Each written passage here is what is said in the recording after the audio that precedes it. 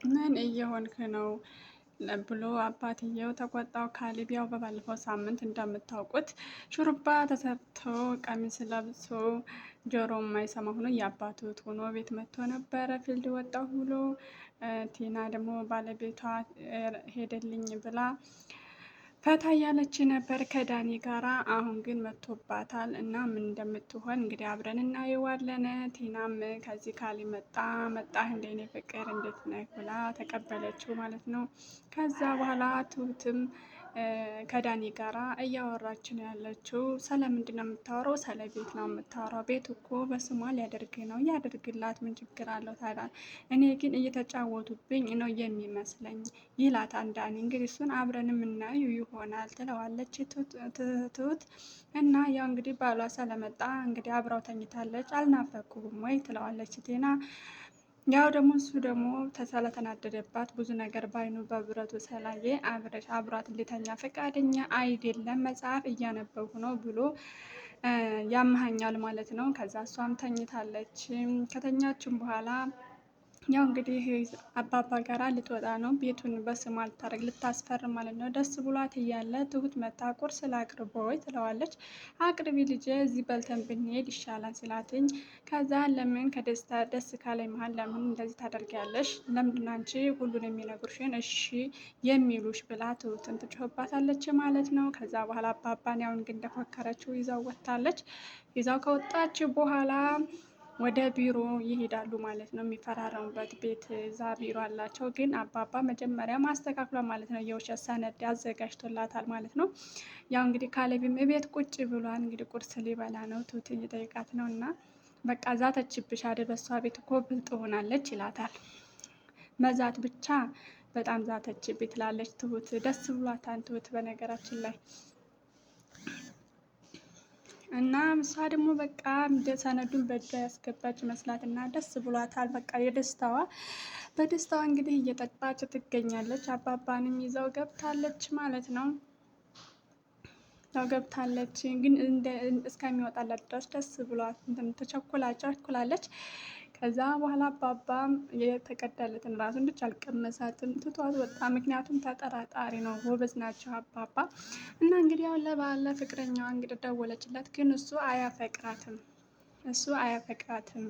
ያው ገንዘቧን ብሎ ነው ዳኒ የቀረባት እና እሱ ደግሞ የራሱ የሆነ ፍቅረኛ አለችው ማለት ነው። እንደተረዳሁት እንግዲህ አባባም ያው ካሌብን እያስረዳው ነው ያለው። እንዴት የትዝ ሊል ይቻላል አባዬ?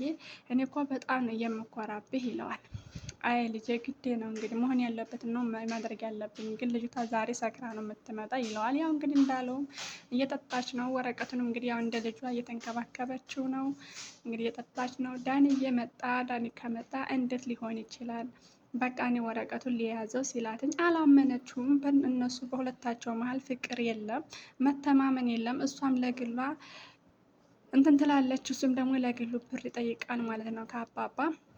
ግን አባባ ብልጥ ስለሆነ ሁለታቸውን ራሱ ሊያናክሳቸው ሊያጣላቸው ነው የሚፈልገው እና መንገድ ነው የሚፈልግላቸው። እና ያው ግን ዳኒ ሰው ለመጉዳት አይፈልግም። ያው እሱ የሚፈልገው ገንዘብና ገንዘብ ብቻ ነው። እሷ ደግሞ ያው እንግዲህ ልግደለው ትላለች። ልግደለው ስትል ነው ካሌብ እንግዲህ መታገስ ያቃተውና ከዛ ሰክራ መጣች። ጥንብዝ ብላለች፣ በጣም ሰክራለች። ከዛ ደስ ብሏታን የደስታዋ ቀን ስለሆነ ዛሬ እንግዲህ የሚናገረኝ የለም በራሴ ቤት ሰራተኛ ማንም አይናገረኝ ብላ ስትናገር ትሁት ተሸማቀቀች ማለት ነው። ሰራተኛ የምትለው ያው እንግዲህ ትሁትን ነው። ትሁትንም እንግዲህ ካሌብንም እንግዲህ አባባንም ከጨዋታ ውጭ ልታረጋቸው ነበር በእሷ ቤት። ቲና ግን አልሆነም፣ አልተሳካላትም። ነገር ግን ምክንያቱም እነሱ ቀድመዋታል ማለት ነው። እሷ ግን የቀደመቻቸው ብልጥ የሆነች መስሏቸው ነበር፣ ግን ተሸውዳለች። በትዳሯ መሀል ሌላ ሰው አስገብታለች። በእሷ ቤት ግን አባባ ምንም አያውቅም ማለት ነው። አባባ ግን ስራውን እየሰራ ነው። በጣም አፈረ። እዚጋ ዳንዬ ብላ የኔ ፍቅር ና እንግባ አንተኛ ስትል፣ እንዴ እኔ እኮ ወንድምሽ ነ ስትሰክሪ ወንድምሽ ባልሽ መሰልኩሽ እንዴ ሲላትኝ፣ ካሌብዬ ና የኔ ፍቅር እንሄዳለችው ማለት ነው። ከዛ በኋላ ሄዳ ገብታ ተኝታለች። ያው እንደሰከረች ነች። ጧት ስትነሳ ደነገጠች ማለት ነው።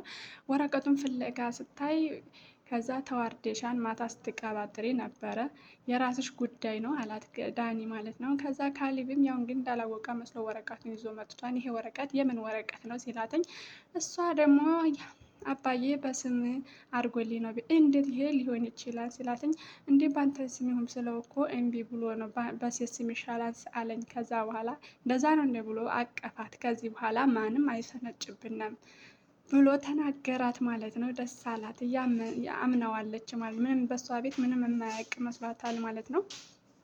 ያው እንግዲህ አባባም ካሊብ ግራ ስለገባው ሰነዱ ኦሪጂናል የታለ ሲለው አሳየው። እንግዲህ ቲና መጣች። እንግዲህ እዚህ ላይ እንኳን አትጠራጠርም። ምናልባት ከተጠራጠረች እንግዲህ በሚቀጥለው ሳምንት አብረን እናየዋለን ማለት ነው።